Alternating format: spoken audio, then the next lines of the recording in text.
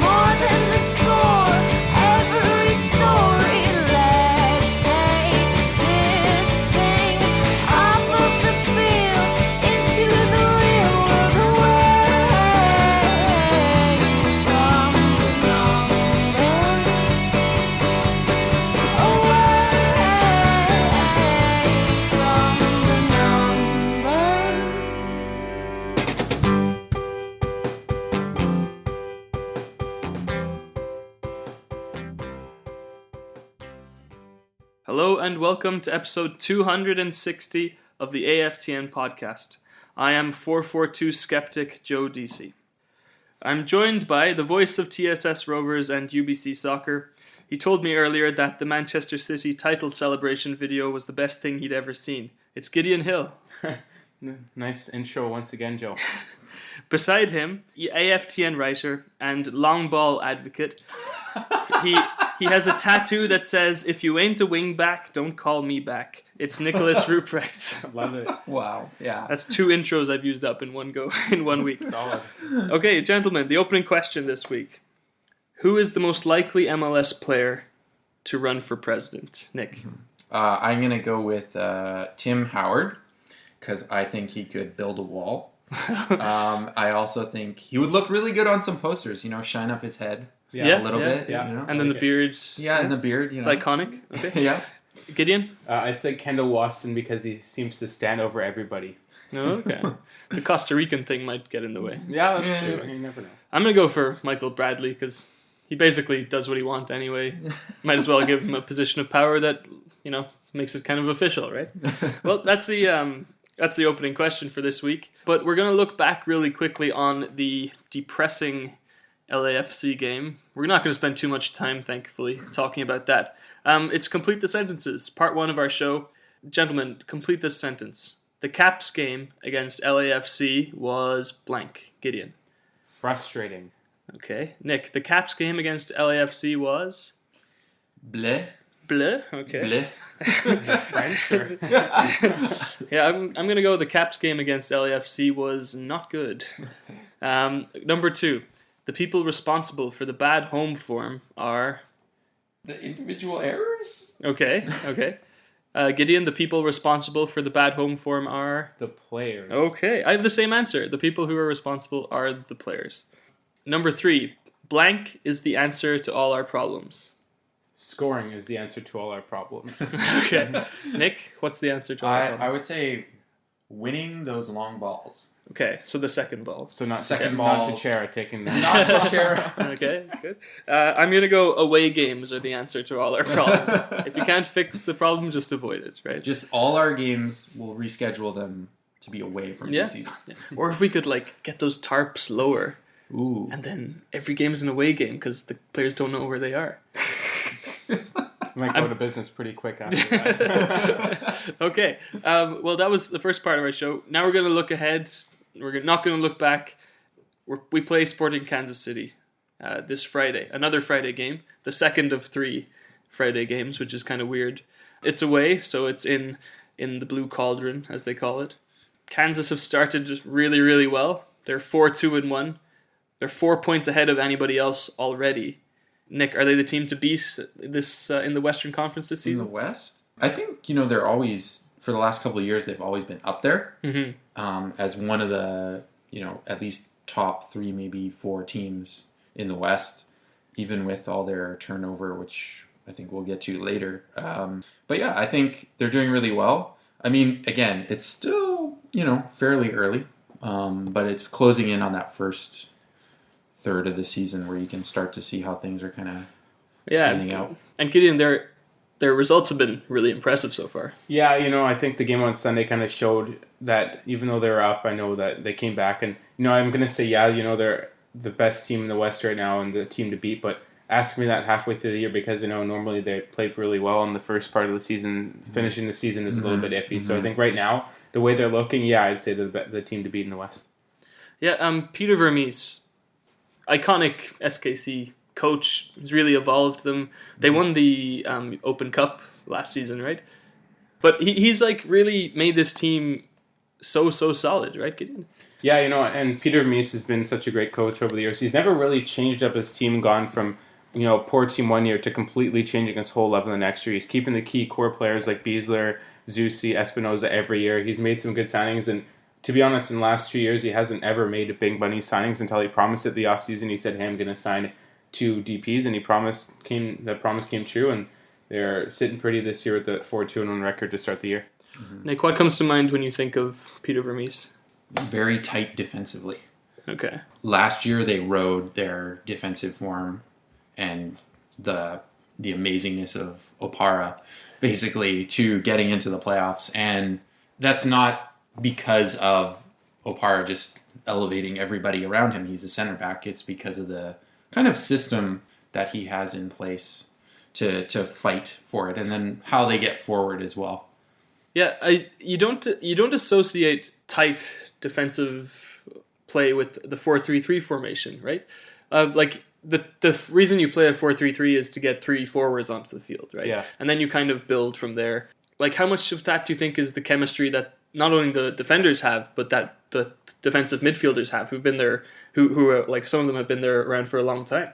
I think it's I think you have to put a lot of credit to their midfield because I think they run like crazy. Yeah. And they put a lot of... Because that's the whole thing Gideon was talking about earlier. Last year they kind of petered out. Well, how much can you run until you've just ran yourself into the ground? And if there's one thing we know about Roger Espinoza is that he can get back and win the ball back on the break, right? Mm-hmm.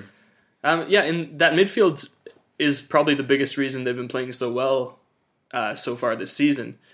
Sanchez in their midfield is leading their goal scoring right now. Yeah, I saw that. I was like, what? Yeah, and even though they have great forward players like Kyrie Shelton in New York didn't seem to hit the heights that he could have, right? But Kyrie Shelton in Kansas is a different proposition, right? Kyrie Shelton can win headers and things like that, and he's also quite speedy, if I'm remembering correctly. They added Shelton and Johnny Russell in the off season, but they lost Latif Blessing, who as I mentioned before, I think is a great player. But Russell and Shelton seem to fit in pretty well, don't you think? Yeah, they added also Felipe Gutierrez, a Chilean international, and Johan Corze, as well as Brad Evans from Seattle. So those are some huge additions for that team. And again, they spent some good money. Russell is a big addition from Derby, so they've really built their team well, and I think they're going to find some success this year. Nick, I don't know about you, but Russell was one of the only players I could name who plays for Derby County. He's a dangerous player. Yeah, I think you saw, if you've seen any of the recent highlights anyway, I think the 2 games ago he got a goal, and then this last game he created a penalty. So and he's so hardworking, right? Yeah. From what do we love more than one hardworking Scotsman? It's two hardworking Scotsmen. So as a special treat, our own Scotsman close to our hearts, Michael McCall, had a chance to sit down and chat with Johnny Russell himself. So now let's head over to listen to Michael McCall talking with SKC forward Johnny Russell.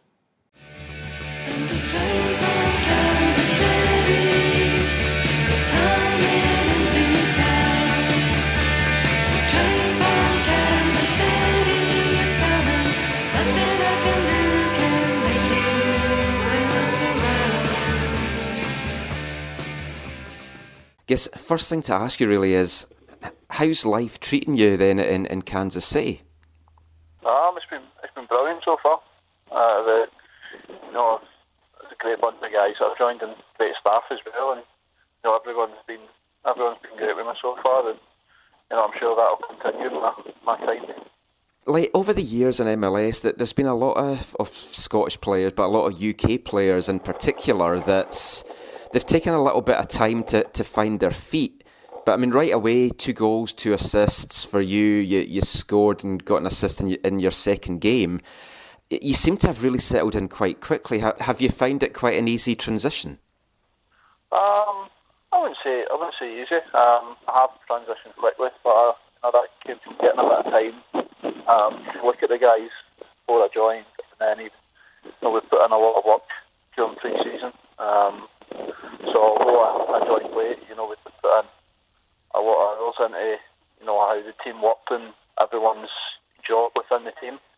So from that aspect, it was made pretty easy for me to adjust, and I knew exactly what was required of me as well.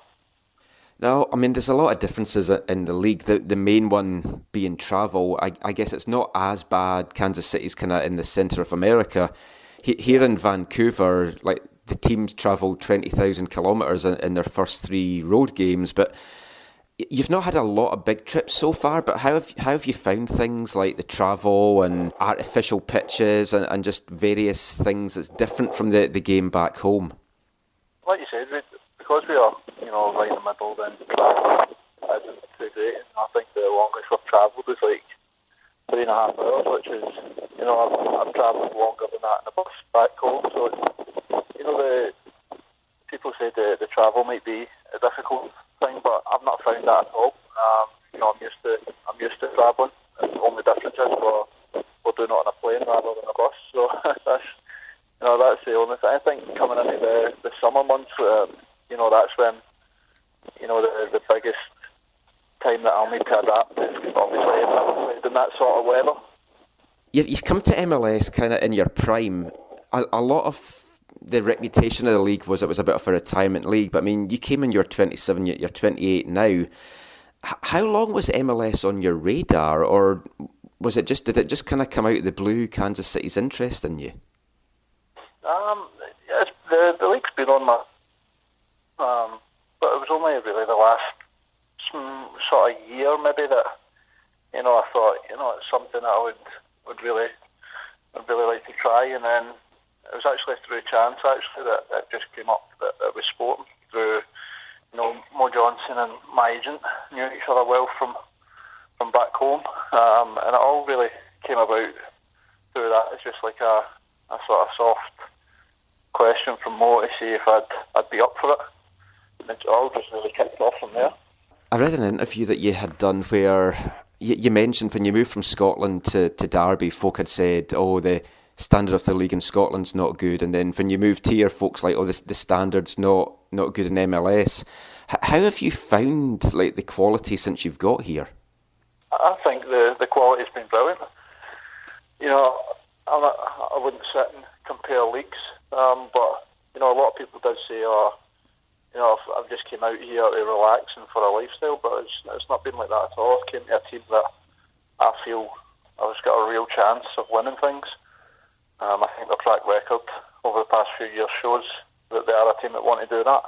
And I'm still an ambitious guy, I'm still an ambitious player. I want to win and I want to do well, and I feel I've came to the right place to do that. I mean, the team's made a fantastic start to the season, and I mean, top of the West just now. The game that you've got coming up on Friday against Vancouver, do you know much about them? They're a team that's done well on the road. What are you expecting from that?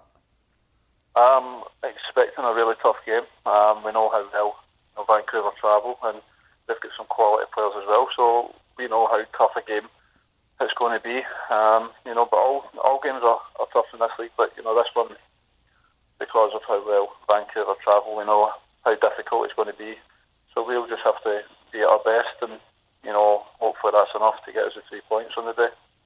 Now, when you did come over, Derby, I think they were in the promotion places, or at least they're close, which they still are. How much mulling over did you have to do to come over now and not just see out the season and see what happened with them? It wasn't one of these things that I pushed to say, I want to go now. I just told them that, that's where I saw my future. whether it was January or the summer, like that's where I was going to go, and I think they just made the decision to do it early rather than later, which I can understand. Maybe from their point of view, they don't want someone in the changing room who's maybe going to move on at the end of the season. Everyone that knows me and knows my character knows that I would never, I'd never be, like bad around the changing room.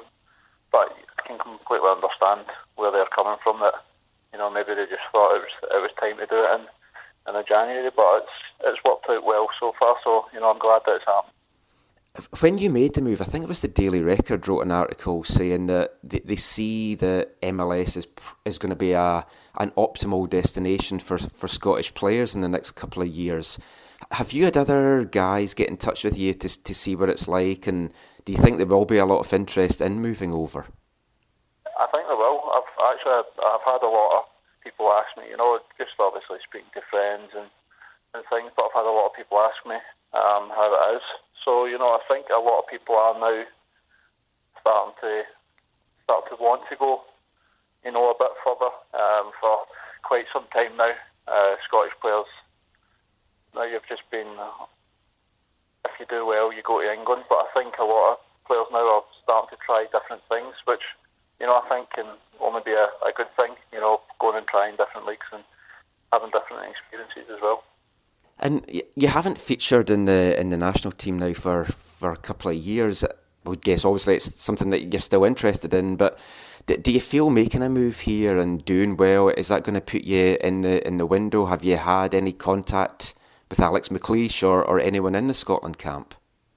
No, I've not had any contact. I would hope that, Matt where I was, if I was doing well, then I'd always be in with a shout, but it's, I don't think that, they would turn their nose up because I'm playing in this league. There's a lot of Scottish players who have played here and been involved in the national team, so I wouldn't see that being an issue. But I love representing my country. I've done it under 21s, under 19s, and even the few caps that I got, I always loved pulling the Scotland top one, and I do hope to do it again. So that's something that I would love to do, but it's not up to me. So I just hopefully I can keep doing well here, and if I get the call to be back involved, then I'll be delighted. When you look back at when you started off in the game, I mean, you were loaned to places like Forfar and Raith Rovers and playing in some of the really crappy stadiums in Scotland that I know so well, but did you ever foresee yourself being in a league with the likes of Zlatan and David Villa and all those kind of guys? And how do you see yourself having grown as a player in that time? No, it's weird to think about, coming from, where I've came from, and, I did have to do it the hard way in my younger career, obviously going out on loan, but I think going out on loan to Forfar and Raith Rovers, I think, that made me, going out there as a young kid, and, guys are out there grafting, and then coming to training, and, actually playing for something, they're playing for their lives at times, so it's, that was always good to get out there early and experience that, and I think from there, you never stop learning, so I've always continued to, try and learn as much as I can.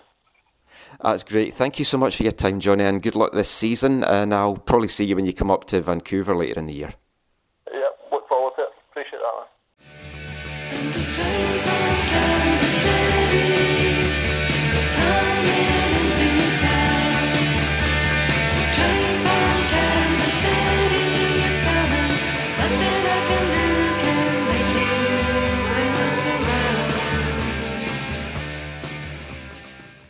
Hi, I'm Alfonso Davies, and you're listening to the AFTN Soccer Show. Welcome back to episode 260 of the AFTN podcast. We're still reviewing Sporting Kansas City. They're such a dangerous team. We just discussed their forward line with Russell, with Shelton, and like whoever else could slot in there. Really, they have so many tools. Their midfield. Let's just discuss they're dynamic a little bit more.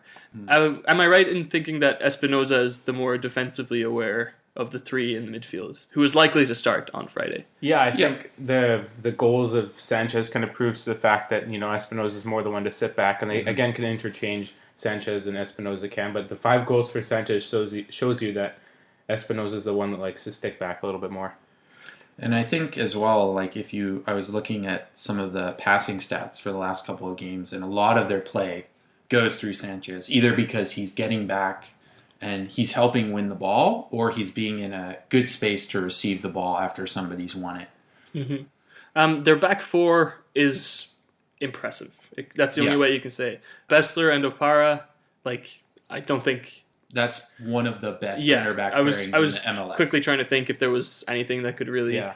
Like when Parker was still with us, I would have probably had wanted Waston and Parker over Bessler and Opara. That might be unpopular, but I think that's a really formidable... Opara is so fast. And they've been playing together for the past 2 or 3 years as well, so they're building good chemistry. And Suzuki's transition to a right back has been really interesting. Yeah, a elevation in right back. Not that he was a bad midfielder. He made it to the World Cup with the States being a midfielder. And he can still score from that right back. Yeah, like he did last game. Yeah. He's arguably the most... And he scored a huge Gonzalo, cracking goal recently as against San Jose. Yeah. Suzy, he's probably the most iconic player right now, in terms of MLS history on that team. Where do you think he ranks, all time in the MLS? And let's not go just midfield. The fact that he transitions to defense is a positive thing, not a negative thing, right? Where do you think, Nick? Where do you think he ranks? I would say if I was to make a team of all time best MLS players, he would definitely make my bench. Okay. Because, like you said, he's played CM, he's played winger, he's played right back. I would. He's you could take him in your all-time team, put him pretty much anywhere, and you could probably have him be successful. That's why I think it's awesome to have him on the option as a bench. I'm thinking forward, Yeah. Gideon, not just functional, but really impressive in his role too. Yeah, right? And he's been loyal as well. He's been with Kansas City for over 6, 7, 8 years now. So. Yeah, I think definitely for me, it'd probably make the bench and maybe even the starting 11 if there was an injury to the quote-unquote starting 11. Yeah, if David Villa gets injured. Maybe, Sorry, Bradley Wright Phillips. Okay, most dangerous person on the Sporting Kansas City team for you, Gideon? Johnny Russell, no doubt. Yeah? What makes you scared? I don't know. I've seen the way he plays out wide, and, with DeYoung kind of it's hard for him to play defensively well as a unit right now. I think it'll be a challenge for him, and Russell's a dangerous player, can get it done with his right and left foot. So Nick? I would go with Sanchez. Just watch him do his thing, watch him be the kind of heartbeat of that attack. Yeah. And also, shielding in defense as well. Yeah. I'll go with Zusi, because the overlap could really mess up with the Whitecaps. It depends who we have playing that left wing. If it was Davies, I'm not that worried because he will track back. But if we have to even introduce Shea, I think Zuzi's smart enough to pick his times to go forward, I think. And like we said, he's just such a great player. Mm-hmm. And not only going forward, this is probably the toughest matchup that Davies would have to face at attacking if he was playing on that left side. But as I've said before, Davies should be on the right. Okay, he is our best right winger. He is our best left winger, and he's probably our best left back as well. Okay, one last thing about Sporting Kansas City: great jerseys, right? Yeah, fantastic jerseys. Yeah. Just simple, nice, always, good color. Yeah, they're always navy, and they don't have any weird dots on them that are supposed to be rain or anything. I do like. Well, see, they do take risks because there was that one which had the crosshatch. You mean the pattern? I like that one. And that one was great. It was like that Manchester United jersey with the squares. Yeah. So they take risks, but they don't take ridiculous overboard risks. Yeah. These are risks that are subdued. They don't take away from the jersey. And the sponsor they have is that Ivy Funds. It fits well. I think the Whitecaps are lucky to have Bell because it looks really well. But then there's teams that don't have sponsors that look really good. I think that helps SKC's. I'm thinking of Herbalife. Yeah, Herbalife. Watch that documentary on Herbalife. It's really, really interesting on how it's like a big, like... Anyway, I won't get into that. That's for my other podcast. You don't want to get demonetized. Exactly. Well, it's an environmental podcast. Yeah. It's more about business, actually. Anyway, that's our preview on Sporting Kansas City. Watch out for those really nice jerseys. And now, what everyone's been waiting for. It's time for Do You Know Who I Am?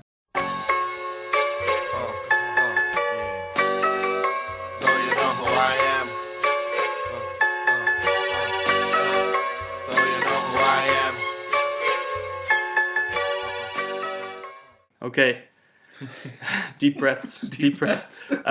Season standings are 3-3-1, right? Yeah. Or not 4. gonna lie, this is the most intense part of my week. So my heart doctor's not gonna be very happy with that. Actually, I was thinking on the drive home today that we said that the 3-3-1, the one was a goal for me, right? Yeah. It's not a goal for me. It's an own goal for you. Okay. It was Daigo Kobayashi. No, it was Daigo Kobayashi? No, Marco Donadel. Marco Donadel, yeah. I think we should have got that one. Yeah. I think we should have got that one. One of the clues was I have wavy long hair. Like, come on. To be fair, Okay, this week's one is a little bit easier, I think, and it's so important that the fact that it's last easier. week, I thought. No, last week's was intentionally more difficult, I think. I'm making it different. Like at the start, it was way too easy, and it was just pissing me off.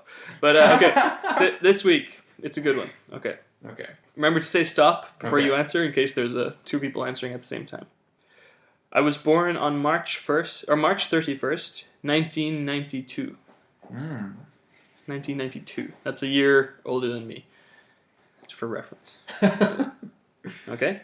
Clue number 2. Oh, by the way, I think you'll get this around 4. I'm usually pretty good at estimating where it's going to break down for me.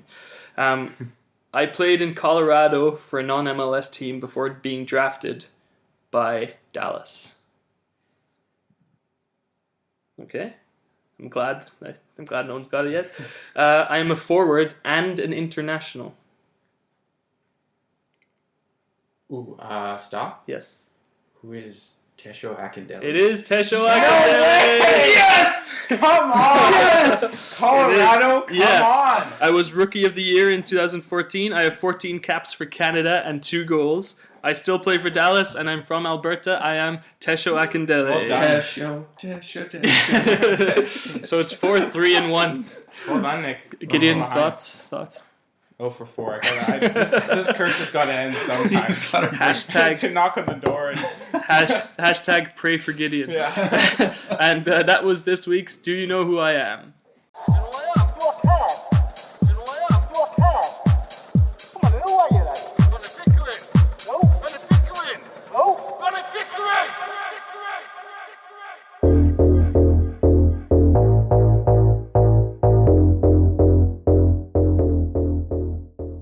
Hi, I'm Carl Valentine. You're listening to the AFTN podcast. Okay, welcome back to the AFTN podcast, episode 260. Just a dramatic game of Do You Know Who I Am? Dramatic. We're going to look forward to the Whitecaps now. Keeping it positive, if we can. Question number 1, though. What's gone wrong, Gideon? Is there anything you can draw from your Do You Know Who I Am form? I don't know. There's nothing positive from my Do You Know Who I Am. So it's hard to draw anything positive. No, I just think, for me, it's watching the game there on Friday. I just think it was the wrong setup, and the way that things transpired throughout the game and the way LAFC kind of took the lead expectantly, the way the Caps were playing, I just think, the decisions for the Whitecaps side of things going forward for the team didn't really dictate the way that the game ended, because I feel like the Whitecaps deserved at least a goal from that game. But again, the long ball to Chera kind of thing, and having Hurtado and Shea up front didn't really work out. I could see it happening in the future, but I just think not the personnel, but just the way the team played, trying to go forward and score a goal, just didn't really mean much to me. Nick, no goals in 2 games. What's going on? Yeah, home games. I think teams are a little bit wise to our cross it in at all costs, and also the fact that we like to play out of the back. And this is what I think I was alluding to last preview. We just need a plan B, something else that we can pull out of our pocket when the long balls aren't working. And I think as well there was a little bit of a communication error on one of the goals. Yeah, the second goal, right? The second goal, yeah. And I mean, like, that can happen. That's how it goes sometimes when there's chaotic situations. You can have something like that happen. And hopefully it's just something that they can work on that communication. But yeah, I think we need a plan B. Yeah. Similar line to that for me. It's just that, when we're away from home, we have this result-orientated setup, right? With the defensive play and all that. But, like, when we play at home, all the players know that we should be pushing forward a little bit more. But it just seems lukewarm to me, right? Like, are we attacking or are we going to sit tight? There's elements of our game plan at home that are still results-orientated. Like, and results-orientated is a fine thing. Managers like Jose Mourinho, like, in the past have done wonders playing results-orientated football. But, like, either commit to playing attacking or don't commit to playing attacking. I'm a Manchester United fan, and I see so many parallels between these two teams. Quality, yeah, that's a different story. But, like, United at home, they can't score sometimes because the last game they were playing, they were sitting back so much. Yeah. It's almost like they forgot how. The forward players are so starved of chances that they snatch at them. And, like, if imagine Manchester United, who have, like, a squad worth 300 million, and then, like, transpose that to the Whitecaps, who have players of lesser quality. That's not an insulting thing to say. But when these rare chances come by, will not convert at the same rate. But then I saw an interesting graphic. Okay. To say that about, like, big chances created and big chances scored. Yeah. And for the Whitecaps, they were 5 for 5. So created and scored. Created and scored. So is it a case that we're not creating enough then? So maybe, yeah, that's what. Because I can't remember a single chance. There was the only chance that we had that I thought we were actually going to score, and I got up on my feet for was the Alphonso Davies shot from 30 yards out. You remember the game? Bad. You remember the game? Remember the game before? Kamara, like, beat 3 people and then hit the side netting, right? He had to do all that work by himself to get. Yeah. Like, so maybe it is a chance creation kind of a thing. I feel like that's a little bit what it is. Okay. Because so it falls on the midfield then. Yeah, I think it falls on the midfield, and I think Hurtado is doing his best, and he does have a good work rate, but you can't fault his work. No, for a lone striker, you couldn't have done anything more. He is not a good lone striker. If it's a 4-4-2, he would work wonders in a 4-4-2. Run the channel, the second ball, exactly. all that kind of stuff. That's Hurtado's game is like running because he's fast. Yeah. Is he strong? And he's strong. Yes, he's stronger. He's not like a beast. But he's not the guy who's going to win you those knockdown balls or anything like that. Like, and his play, I feel like that is not what the type of player that he is. Mm-hmm. And I get it. He had to play that role. But it didn't go so well for him. My beef isn't with that. Yeah. Like, it's more like, I think we've narrowed it down a little bit through this discussion. I think the midfield does needs to control the game a bit. Yeah, but then when you looked at the game and when you saw when they possessed, it didn't look like they were very comfortable. You mean possessing the ball? Yeah. I mean, a lot of pressure from LA the whole game. Mm-hmm. But Tybert looked good holding the ball. Right? Oh yeah, yes. That's not it. But then when he got switched out, and I actually think Reyna was okay as well. Like, he had some creative ideas and he got it going forward a little bit more. But okay, looking forward, which that's going to be our focus. Like, how are we going to? We're going to be away from home, so it's probably going to be a bit more compact and all that kind of stuff. But you do want your midfielders to be able to hold the ball when you can, right? I honestly think you just keep starting Tybert because in his, not just his style, but his form is what's good. Like, he's in the forefront. A necessary shield for the back line, and he provides a necessary outlet valve when that long ball isn't there. And he tucks in really nicely. Like, Robbo wants that. We have a question from Johnny. His name on Twitter is Johnny from Canada. His question is, have you ever left/turned off a Whitecaps match due to frustration? I've never left a Whitecaps match due to frustration. I have turned off a Whitecaps match due to frustration. Does it count if you, like, walk away for 10 minutes and then come back and check on the score? Sure. Do you mean a beer on a BC place? Yeah, exactly. Half an hour? Yeah, exactly.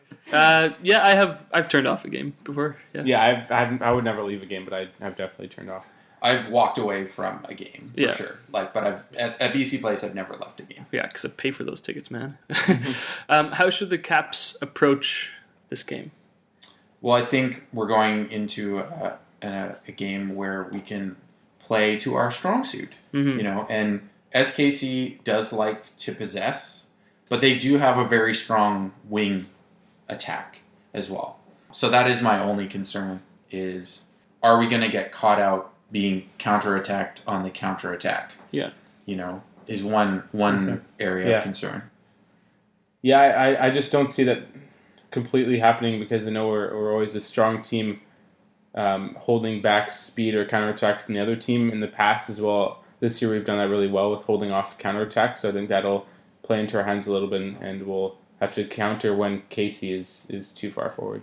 Okay, you think they're going to press up then, Gideon? A little they'll press up when Kansas City's pressed up because basically what Nick said, but I'm saying that they're going to set up defensively and then they're going to take their chances when they're given. Actually, have you guys noticed that there's more closing down further forward? I know at home we do that anyway, but I've just seen this a trend of increased pressure on the ball in the opponent's half, as opposed to last season sometimes when everyone would just drop into shape. Right? But it's worked well because we've had results in the road this year. And you can't complain. For sure. And I would almost say that's over almost all of soccer. That feels like a general trend towards pressing more higher up. Question from Chris Cargan: if the Caps get a turnaround performance this weekend, what will they have done to reverse the current fortunes fortunes and form? It's kind of a big question to tackle. I think we need a lucky goal, just to get the ball rolling. That's the fortunes part, and I think we just need to start the players that are playing well. I think there's a couple of players in there that are playing despite not being in their best form. I think play the players at their best positions. Yeah. And so Davies at right wing, cool. I see. I hear what you're saying. Your opinion, Joe. Yeah. Well, it might be good to have him on the left side, against Zusi. Yeah, matchup wise. It's Kansas's left back. Let me read his name here. Snovic. Is it Snovic? Last game it was Madranda. He had an assist and a yellow card, according to this website. That could be a good. I don't know. If he switches And actually, notice this, right? It's always on whole numbers. So it's either 15 or 30 that they do the switch. So it's a game plan kind of a thing. Switch at the 30th minute mark or something like that. Yeah. To answer Chris's question, Nick, what's it gonna take? I think it's gonna take. We need that. I think we're gonna need to take our chances away from home. That's basically it. I feel like we've been good. Really good at taking our chances away from home, and our finishing has been clinical. Yeah. Whatever they're doing for finishing practice, keep doing it. Keep doing it away from home. I think Gideon said this before we started. We need another Hurtado goal at Kansas last year. Right? Yeah. Just a robbery. Nice. The Twitter hate was amazing after that game. There was Kansas fans being like, "We will not forget this. Yeah. You have tarnished something." I was like, "Oh yes, more." Chris be the villain. Just be the villain. Every hero is the villain. Chris has another question. It's 3 losses in a row. It might not induce front office panic, but there is a number that will do the trick of losses in a row. So his question is, what is that magic number of losses that would trigger panic and change? And then a lot of people have responded to this, and we've gotten some different answers. Joel says 10 home losses in a row, which is a huge number. That's a bit much. I think it would be closer. Henry says 6. AFTN, so it's Michael McCall. He said 2 or 3 more home blanks. So not only just not winning, but not scoring either. Yeah, I think that's all the answers we got. 2 or 3 on top of what we currently have. I think 2 or 3 will be pressure cooker type of pressure, right? I think 5 losses total, home and away combined, will be. Is when you're kind of gonna have. That would be pretty devastating at that point. So we're all looking at closer to the lower number than to the 10. Yeah. Oh yeah. 10's a big number. Yeah. Yeah. But can the Caps fans handle another bad performance? A few weeks ago, everything looked great. And now it's very doom and gloom. But this is being a fan of a team. You're very fickle. Yeah. Yeah. The highs are dizzying highs, and the lows are we've never had dizzying highs. There was that time we beat Seattle, but that was really fun. But you can't discount Cascadia Cup Yeah. Right. That time actually, probably the happiest I've ever been. Or the Canadian champions. Yeah, when Pamuduka was dancing. That's still one of my favorites. Still one of my favorite Whitecaps moments. Maybe at times like this, it really is important to remember those kind of moments. Because if you think about it, it's not really that bad. It's a couple of bad games. We're third in the West. It's not. Yeah, exactly. It's not the end of the still world. third in the West. And the West is tougher. Tough in the sense that a lot of teams, the difference in quality between the teams at the top and the bottom is much tighter. That's the new West, where the best teams are now in the East. Right? The best teams are now in the East, and the worst teams are also now in the East. Maybe we should all just cheer for Kansas. No, I'm kidding. Okay, how should the Caps set up against a strong 4-3-3? So let's go into tactics, as deep as we can go.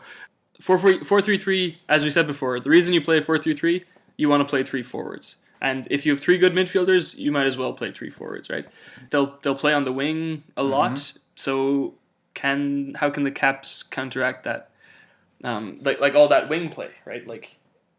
I guess the big question is, are we looking at a 4-2-3-1 or are we looking at a 4-1-4-1? I think 4-1-4-1, you're left, whoever's playing the one role is going to be left pretty exposed. I'm thinking rather it's going to be a 4-2-3-1 and have Davies out wide that can cover and come in as well. If you have Felipe playing attacking in the third in the 4-2-3, that he'll be able to cover a bit more for the 2 midfielders in behind him. Nick? I think the 4-2-3-1 as well, because that second extra midfielder gives you a little bit more protection. I would go 4-1-4-1 personally, because if you can crowd the midfield as much as you can, so if the wingers aren't expected to be as advanced and have that attacking midfielder be a little bit deeper, instead of having the triangle pointing towards your attack, you're having the triangle pointing towards your defense, right? And then your outlets are the wings. I still agree with the outlets being the wings. I think that's a product of Yordy Reyna not being on form, is that we don't have anything down the middle. We don't come to expect anything except a long ball down the middle, and then we expect to play down the wing, right? Yeah. So I think it's a 4-1-4-1. That's what I think will probably end up happening, especially you get the slightest feeling that Robbo just wants a result at this point, which is fine. A draw in Kansas would be a great result. Yeah, that would be a good result. So yeah, I don't think that's. I think either way you can see a game plan. In Kansas would be a huge bonus. Yeah. Who do you think starts up front? Up top? Yeah, Kamara's out for 3 weeks. We heard that from Farhan today. Blondell is full training, so he's off the concussion protocol. Hurtado started last game. I want Blondell to start if he can. Yeah, I think that would be good to give him another full match, not the one against Atlanta, which was basically. But he's getting tough games to try and make an impact for a young player. That's how you bring up the best in those players. That's how you see what they are against formidable opposition. Yeah, we've said many times we're not a fly on the wall in the dressing room, right? A lot of the things we see are just observations we can make, from that player didn't shake the coach's hand as he went off, they must hate each other, right? We're not tabloid or anything like that, but do you think the players are being held accountable for their performances? I think you have to. I think the players need to look at your results at home and your results, the last one, RSL, the players will notice that they didn't perform up to par. If you didn't get a result, the players notice right away. And if you didn't get a result and you didn't play well, then that's a different thing. But if you didn't get a result, the players will know, and they'll hold themselves accountable, because that's what they do as professionals. And I feel like right now, they know they need to play better. Yeah, there's no need to publicly shame anyone. Yeah. No, but I mean, in the dressing room, do you think Robbo's blasting someone who's not playing, not in good form? I understand that's not the only way to manage a player. Like he even said, they didn't play a bad game. They had a bit of possession of 48% for that game. Yeah. But again, there's still something left to be wanted. But it wasn't a 2-0. Oh, we played an awful game. It was still a 2-0. We could have had a bit better possession, or a bit more possession, a bit more scoring opportunities kind of game. And I feel like there's no reason for Robbo to demolish the players after that game. Yeah. I understand, but there is a problem. Yeah. There's a problem, and if it isn't fixed, it's just going to get worse. And that's how so many coaches end up. That's why so many managerial changes happen, because things just get a bit stale because, you try the same old ideas. And I think Waston will probably step up and try and get them going. I have complete faith in Waston to do that. But then there's players that, don't seem to be as self-motivating as Waston, right? That's a question. It's a rhetorical question because there's no way we could know, right? Yeah, it's hard to pontificate from the stands. Absolutely. Or it's really easy to pontificate from the stands. So that's our looking forward to the Whitecaps. Let's just go through our lineups to see if we can come to a consensus. Already we have a formation difference. Yeah. But in goal we have Marinovic. Yeah, for sure. Left back De Jong. Yes. Yep. He played for Kansas before, right? He did for a year, and it didn't really work out. And he went to Ottawa. Yeah. Nice. Happy returns then. Maybe, hopefully. Centre back. We didn't have our centre back shuffle this week. I think it's still Aha and Waston. I think so. Yeah, I don't think there was just that communication issue, and that's what. In the course of a season, that's going to happen every once in a while. Do you think Mond is getting restless for not playing for a while now? Where's Henry? That's my question. I mean, he brought in to cover, and I think he's still injured. But I'd like to see him one of these. Yeah, but for this game. Oh yeah, no Waston. Yeah. Okay. Right back, Nerwinski. Nerwinski. Yeah. We need to get an update on Franklin because I think he will get a game here and there once he comes back. I think the next. I don't know who we're playing the next away game, but I think he'll get a chance in the next few games. Okay. This is where our formation differs, but let's try and agree on a midfield three. You can have my defensive midfielder is there. You guys have an attacking midfielder. Yeah. I think it will be Tybert in the deeper role. Yeah. Juarez, and if Gazal is fit, get him in there. Where does our creation come from? That's my question. Get a point. Get a point. Get out. I guess you could put Felipe in there as a more advanced player. Maybe but I want Gazal to play. Maybe drop Juarez. He hasn't been great like these last. Games. But again, he already had his rest in Columbus, I think it was. So yeah. I don't know. It's hard to say. We're gonna have trouble fitting all these midfielders. Yeah. Well, it's not a bad thing though. When have we ever had that where we've had too many players in midfield? Like it's a good problem to have for Carl Robinson. Yeah, true. What do you guys think the midfield will be? Just the central zone? Yeah, I would say Tybert is definitely got to be in there because he provides that necessary shield, that running, those outlets. And I wouldn't mind seeing Felipe be a bit deeper. So the one beside Tybert then? Okay. Yeah, and then I actually wouldn't mind seeing Reyna start. Give him a chance. Yeah, I would. If it was a 4-2-3-1, I would be happy to see Reyna go as well. Because I think, especially if Blondell is going to play. Yeah, he needs support. He needs support. Yeah. We need someone to give support to that. So I think, and he can do a good job, and he can maybe he just needs a game. Yeah, perhaps. I'm going to say Gazal, again, if he's fit, along with Felipe in a more defensive role in the 4-2. Because he looks pretty good there. Abini out wide right. Right, yeah. I'd be okay with that for sure. Reyna in the middle.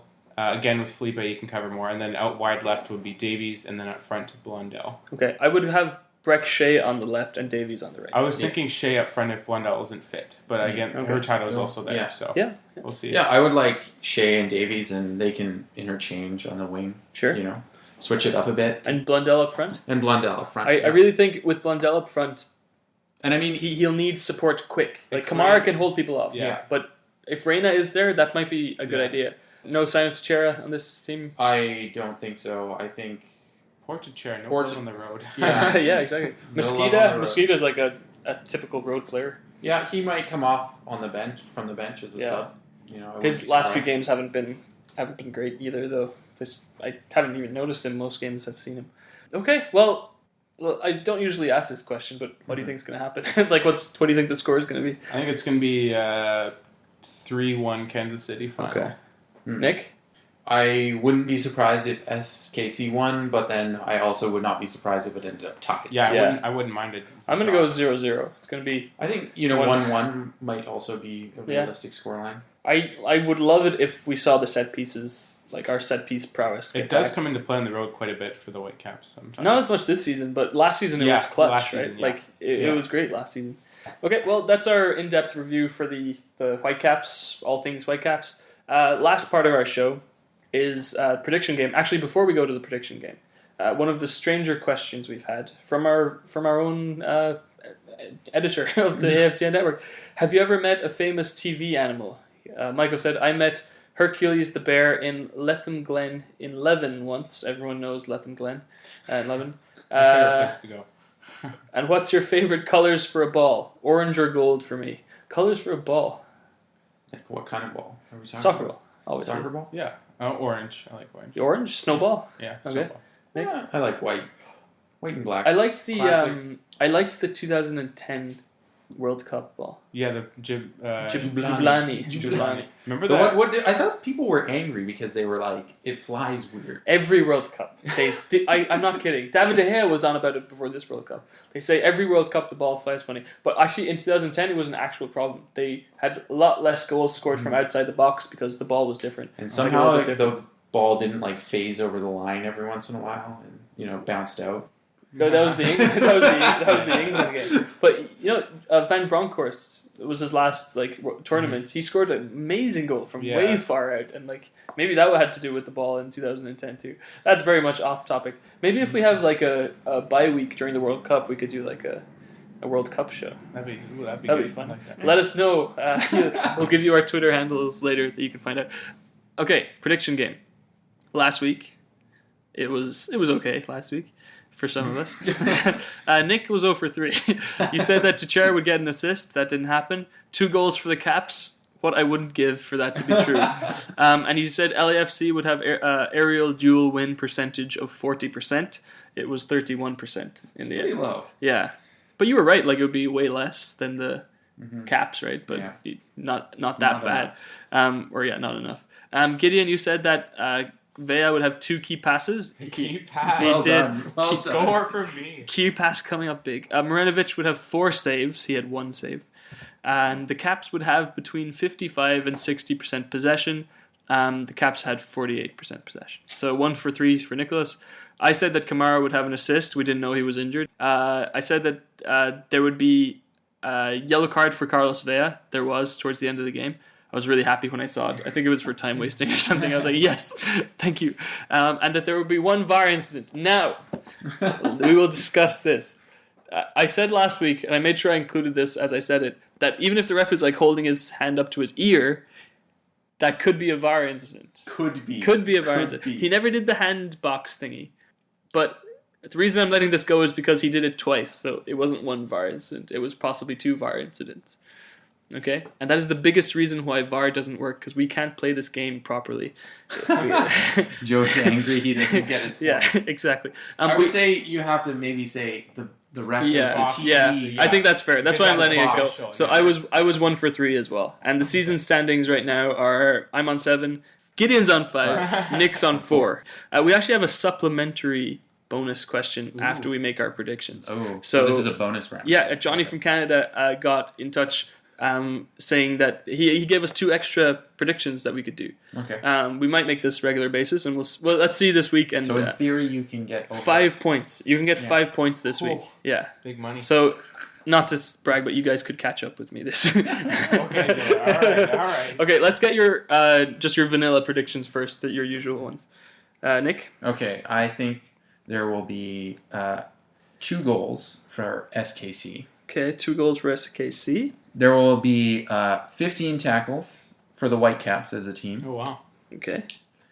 And there will be 14 dribbles for SKC. For SKC. Yeah. Okay. Gideon? I said Davies completes at least 3 dribbles. That's low for Davies. Okay. Whitecaps He's give tracking up back. A set-piece goal. Set-piece goal for the Caps. Okay. Yeah. And Whitecaps have 78 passing accuracy. 78% passing away from home. Wow. They're not Manchester City, Gideon. Okay, Nobody's Manchester City. It's true. Not even Manchester Not City. even Manchester City. I said that Zuzi would have an assist. I think there will be 1 red card. Ooh. Yes. And I'm going back to it. There'll be 1 VAR incident. He's looking for the VAR. Yeah. If it ain't broken. It's the box. Yeah, exactly. Okay. If there is a box. And this, a box. And this week's supplementary question. So I'll go through them one by one. Okay. Number 1, how many touches will Robbo get of the ball? Ooh. Which is a great question because he does touch the ball a I lot. have a question. Does a throw-in count as a touch? But like Robbo, like the ball will. He always lays it off the opposition and gives him a little tap on the Yeah, shoulder. Or yeah. whatever. So like when he grabs the ball and gives someone, that's one touch. Okay. 2. I'm gonna say 2. Okay. Gideon's going 2. Nick. I'm gonna go with 4. 4. Yeah. Oh, I think there's gonna be a lot of balls. So who's gonna watch the game in 10? Listen, 10 minutes. I'll watch it. That means I can't fast forward through the game. I mean, I love this team. I'm gonna go. I'm gonna go high or low. I'll go 5. Yeah, might as well. He does. Like you always see him, right? Like you just know he wants to get back out there. The second question. Yeah, why doesn't he why doesn't he put himself in there? Just give him a ball boy t-shirt for one. Ball kid. The second question is, what minute of the match is a sub going to be used? So the Whitecaps? So what will make this is that the first sub of the game will be in which minute? Ooh. Okay. So you have to estimate. I'm gonna go 52. If there is an injury, this is just exactly. That's totally the thing. gone. So I'm going to be like, there's going to be an injury in the 31st minute. Oh, do you want to go with that? And we'll go with the closest. I'm going to go with whoever that. gets closest gets the point. Okay, I'm gonna say 56th minute. 50. Oh, what's that game where you have to guess like highest but not over? Price is right. Yeah, your price is writing me. Damn right. Yeah. Yeah. So that could really swing our prediction standings for next week. Well, very good. Thank you very, very much for listening to episode 260 of the AFTN Soccer Show or podcast. Let's let the fine people of Whitecaps land know where they can find you. At _Gideon Hill on Twitter. And Nick? At Space Age Robot 56. And you can find me at Joe DC Van. Thank you very much for listening. Please get in touch with your questions. We usually send out a tweet the day of the show or the day before the show asking for questions. Any feedback, any suggestions like Johnny from Canada did today, we're very open to suggestions. Thank you very much for listening and enjoy the game. One day I shall come back. Yes, I shall come back. Until then, there must be no regrets, no tears, no anxieties. Just go forward in all your beliefs and prove to me that I am not mistaken in mine.